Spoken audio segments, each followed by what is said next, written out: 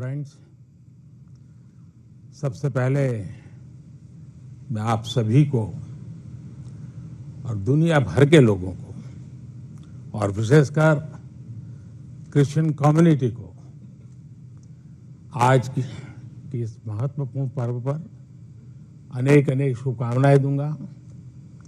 Merry Christmas. ये मेरे लिए बहुत सुखद है कि स्पेशल और सेक्रेड अवसर पर आप सब मेरे निवास स्थान पर आए हैं। जब इंडियन माइनॉरिटी फाउंडेशन ने ये प्रस्ताव रखा था कि हम सब मिलकर क्रिसमस मनाए, मैंने कहा क्यों न मेरे यहाँ मनाए, और उसी में से ये कार्यक्रम बन गया। तो मेरे लिए बहुत खुशी का अवसर है। अनिल जी ने मुझे बहुत मदद की, मैं उनका विशेष रूप से आभारी हूँ। इस पहल के लिए मैं माइनॉरिटी फाउंडेशन का भी बहुत आभारी हूँ। क्रिश्चियन कम्युनिटी के साथ तो मेरा संबंध कोई नया नहीं है, बहुत पुराना बड़ा आत्मीय नाता रहा है और बड़े वार्म रिलेशंस रहे हैं। गुजरात का सीएम रहने के दौरान मैं ईसाई समुदाय और उनके लीडर्स के साथ अक्सर मेरा मिलना जुलना रहता था, और मैं मणिनगर जहाँ से चुनाव लड़ता था वहाँ बहुत बड़ी मात्रा में आबादी भी है और इसके कारण मेरा स्वाभाविक नाता रहता था। कुछ ही वर्ष पहले मुझे द होली पोप से मिलने का भी सौभाग्य मिला था। वो वाकई मेरे लिए बहुत ही यादगार पल था। हमने इस धरती को बेहतर जगह बनाने के लिए social harmony, global brotherhood, climate change और इंक्लूसिव डेवलपमेंट ऐसे कई विषयों पर और लंबे समय तक बैठ करके बातें की थी। फ्रेंड्स, क्रिसमस वो दिन है जब हम जीसस क्राइस्ट के जन्म को सेलिब्रेट करते हैं। ये उनकी लाइफ मैसेज और वैल्यूज को भी याद करने का अवसर है। जीसस ने करुणा और सेवा के मूल्यों को जिया है। उन्होंने एक ऐसा समाज बनाने के लिए काम किया जिसमें सबके लिए न्याय हो और जो समाज समावेशी हो, इंक्लूसिव हो। हमारे देश की विकास यात्रा में यही मूल्य एक गाइडिंग लाइट की तरह हमें रास्ता दिखा रहे हैं। साथियों, समाज जीवन की अलग अलग धाराओं में हम ऐसे कई समान मूल्य दिखते हैं जो हम सबको एकजुट करते हैं। उदाहरण के लिए, पवित्र बाइबल में कहा गया है कि ईश्वर ने हमें जो भी उपहार दिया है, जो भी सामर्थ्य दिया है, उसका उपयोग हम दूसरों की सेवा के लिए करें। और यही तो सेवा परमो धर्म है। द होली बाइबल में सत्य को बहुत महत्व दिया गया है और कहा गया है कि सत्य ही हमें मुक्ति का मार्ग दिखाएगा।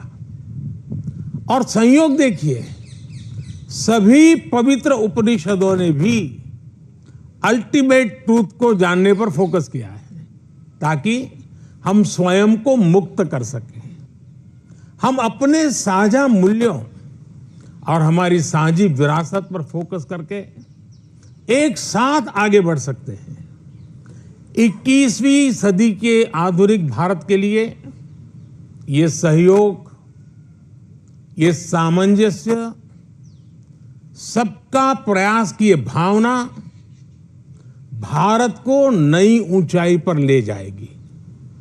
साथियों, द होली पोप ने अपने एक क्रिसमस एड्रेस में ईसा मसीह से प्रार्थना की थी कि जो लोग गरीबी खत्म करने में जुटे हैं उन्हें उनका आशीर्वाद मिले। वो मानते हैं कि गरीबी व्यक्ति की गरिमा को चोट पहुंचाती है। द होली पोप के इन शब्दों में उसी भावना की झलक है जो विकास के लिए हमारे मंत्र में है। हमारा मंत्र है सबका साथ, सबका विश्वास, सबका विकास, सबका प्रयास। सरकार के तौर पर हम ये सुनिश्चित कर रहे हैं कि विकास का फायदा हर किसी तक पहुंचे और कोई इससे अछूता न रहे। ईसाई समुदाय के कई लोगों तक, विशेषकर गरीबों और वंचितों तक भी आज देश में हो रहे विकास का लाभ पहुंच रहा है। मुझे याद है जब हमने फिशरीज के लिए अलग मंत्रालय का गठन किया तो ईसाई समुदाय के बहुत सारे मछुआरे भाई बहन हमारे इस कदम की सार्वजनिक रूप से सराहना करे, मेरा भी सम्मान किया, मुझे बहुत अभिनंदन किया। साथियों, क्रिसमस के इस अवसर पर मैं देश के लिए, क्रिश्चियन कम्युनिटी के लिए एक बात जरूर योगदान करूंगा कि आपके योगदान को भारत गर्व से स्वीकार करता है। ईसाई समुदाय ने फ्रीडम मूवमेंट में महत्वपूर्ण भूमिका निभाई है। फ्रीडम स्ट्रगल में क्रिश्चियन कम्युनिटी के कई थिंकर्स और लीडर शामिल थे। गांधी जी ने स्वयं बताया था कि नॉन कोऑपरेशन मूवमेंट की परिकल्पना सेंट स्टीफेंस कॉलेज के प्रिंसिपल सुशील कुमार रुद्र की छत्रछाया में रची गई थी। साथियों, ईसाई समुदाय ने समाज को दिशा देने में निरंतर महत्वपूर्ण भूमिका निभाई है। समाज सेवा में क्रिश्चियन कम्युनिटी बढ़ चढ़कर हिस्सा लेती है और आपकी कम्युनिटी गरीबों और वंचितों की सेवा के लिए हमेशा आगे रहती है।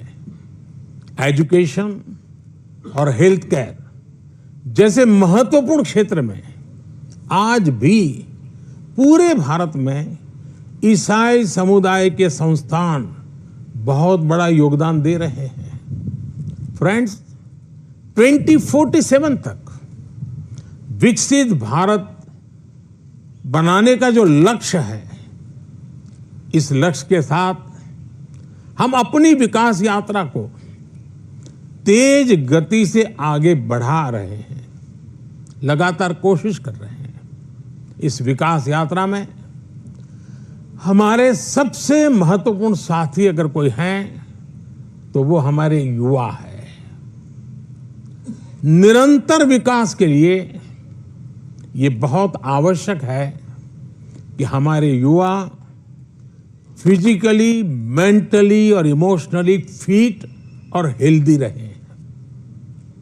इस उद्देश्य से चलाए जा रहे कई अभियान जैसे फिट इंडिया, मिलेट्स का उपयोग, न्यूट्रिशन पर फोकस, मेंटल हेल्थ के प्रति जागरूकता और ड्रग्स के खिलाफ अभियान जन आंदोलन बन चुके हैं। मैं क्रिश्चियन कम्युनिटी के लीडर से, विशेषकर जो एजुकेशन और हेल्थ केयर इंस्टीट्यूशन से जुड़े हैं, उनसे आग्रह करूंगा कि वो इन विषयों के प्रति लोगों को और जागरूक बनाएं। साथियों, क्रिसमस पर गिफ्ट्स उपहार देने की परंपरा है। मुझे भी बहुत ही पवित्र तोहफा मिला अभी और इसलिए इस अवसर पर हम ये विचार करें कि कैसे हम आने वाली पीढ़ियों को एक बेटर प्लेनेट का उपहार दे सकते हैं। सस्टेनेबिलिटी आज के समय की जरूरत है। लिविंग ए सस्टेनेबल लाइफस्टाइल, ये मिशन लाइफ का सेंट्रल मैसेज है। एक ऐसा इंटरनेशनल मूवमेंट है जिसका नेतृत्व भारत कर रहा है। ये अभियान प्रो प्लैनेट पीपल को प्रो प्लैनेट लाइफस्टाइल अपनाने के लिए प्रेरित करता है। और भी संपत जी ने जो छोटी किताब में ग्रीन कलर लाने के लिए कहा है ना, उसका यही भी एक रास्ता है। और उदाहरण के लिए रीयूजिंग और रिसाइकलिंग, बायोडिग्रेडेबल मटेरियल्स का इस्तेमाल, मिलेट्स श्री अन्न को अपनाना, मिनिमल कार्बन फुटप्रिंट वाले उत्पादों को खरीदना, ऐसी कई चीजों को हम अपनी डेली लाइफ का हिस्सा बना सकते हैं और बड़ा बदलाव ला सकते हैं। और मैं मानता हूं क्रिश्चियन कम्युनिटी जो इतनी सोशली कॉन्शियस होती है, वो इस मिशन में प्रमुख भूमिका निभा सकती है, नेतृत्व कर सकती है। साथियों, एक विषय वोकल फॉर लोकल का भी है। जब हम स्थानीय उत्पादों को बढ़ावा देते हैं, जो हम भारत में बनी वस्तुओं के एम्बेसडर बनते हैं, तो ये भी तरह से देश सेवा ही है। वोकल फॉर लोकल के मंत्र की सफलता से देश के लाखों लाख छोटे उद्यमियों को उनका रोजगार जुड़ा है, स्वरोजगार जुड़ा है। और इसलिए मैं क्रिश्चियन कम्युनिटी के लोकल के लिए और वोकल बनने के लिए आप सबका मार्गदर्शन को मिलता रहे, ये मैं जरूर आग्रह करूंगा।